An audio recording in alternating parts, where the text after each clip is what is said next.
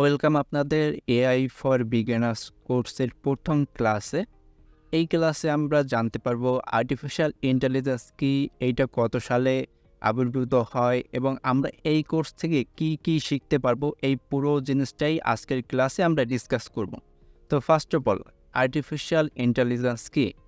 এখানে দেখুন বলা আছে যে মানুষের বুদ্ধিমত্তা ও চিন্তা শক্তিকে কৃত্রিম উপায়ে প্রযুক্তি নির্ভর করে যন্ত্রের মাধ্যমে বাস্তবায়ন করাকে কৃত্রিম বুদ্ধিমত্তা কিংবা আর্টিফিশিয়াল ইন্টেলিজেন্স বলে।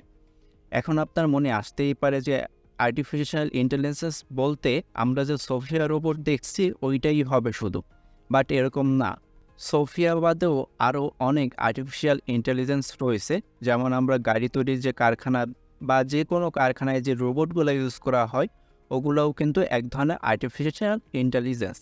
কিংবা আমরা যে চ্যাটজিপিটিকে ধরছি, আমরা চ্যাটজিপিটি আসার পরেই বেশি জানতে পারছি এআই সম্পর্কে, তো এইটাও এক ধরনের আর্টিফিশিয়াল ইন্টেলিজেন্স। নেক্সট, কিভাবে আর্টিফিশিয়াল ইন্টেলিজেন্স আসলো? তো এখানে দেখুন কিছু কথা বলা আছে যে এলান টুইকের 1950 সালের একটি গবেষণাপত্রের আলোকে করে কোনো যন্ত্রের আর্টিফিশিয়াল ইন্টেলিজেন্স বা কৃত্রিম বুদ্ধিমত্তার পরীক্ষা করার জন্য তিনি টুরিং পরীক্ষা নামে একটি পরীক্ষা উদ্ভাবন করেন। সো এইখানে মূল কথাটা যেটা বোঝানো হয়েছে, এলান টুইক নামে একজন ব্যক্তির, এই ছবিতে আপনারা দেখতে পাচ্ছেন তার ছবিটা, ইনি একটা পরীক্ষা করে 2050 সালে এবং সেই পরীক্ষার মাধ্যম থেকেই এই যে আর্টিফিশিয়াল ইন্টেলিজেন্সের ধারণাটা আসে। সো নেক্সটে আমরা এই কোর্স থেকে কী কী শিখতে পারবো বা আপনি এই কোর্সটা কেন কন্টিনিউ করবেন বা পারচেস করবেন। ফার্স্ট অফ অল, এই কোর্সে আমরা শিখতে পারবো যে চ্যাটজিপিটি কী, চ্যাটজিপিটি বাদেও আরও কী কী এআই টুল আছে যেগুলো আপনি ইউজ করতে পারেন। দেন প্রম্পট ইঞ্জিনিয়ারিং কী, কেন প্রম্পট ইঞ্জিনিয়ারিং শিখবেন এবং এই কোর্সে আমরা প্রম্পট কীভাবে লিখবেন এই সকল কিছু ডিসকাস করব। দেন চ্যাটজিপিটি কীভাবে ব্যবহার করবেন, কীভাবে সঠিক প্রম্পট লিখে সঠিক রেজাল্ট আপনি জেনারেট করবেন, এই জিনিসটা আমরা শেখার চেষ্টা করব এই কোর্সে।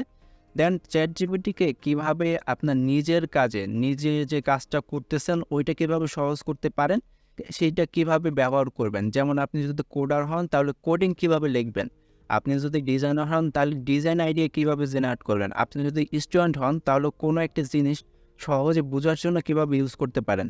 তো এই জিনিসগুলো আর কি আমরা এই কোর্সে জানার চেষ্টা করব। অ্যান্ড লাস্টেই প্রম্পট ইঞ্জিনিয়ারিং শিখে বা এআই টুল শিখে কীভাবে আপনি আর্নিং সোর্স তৈরি করতে পারেন।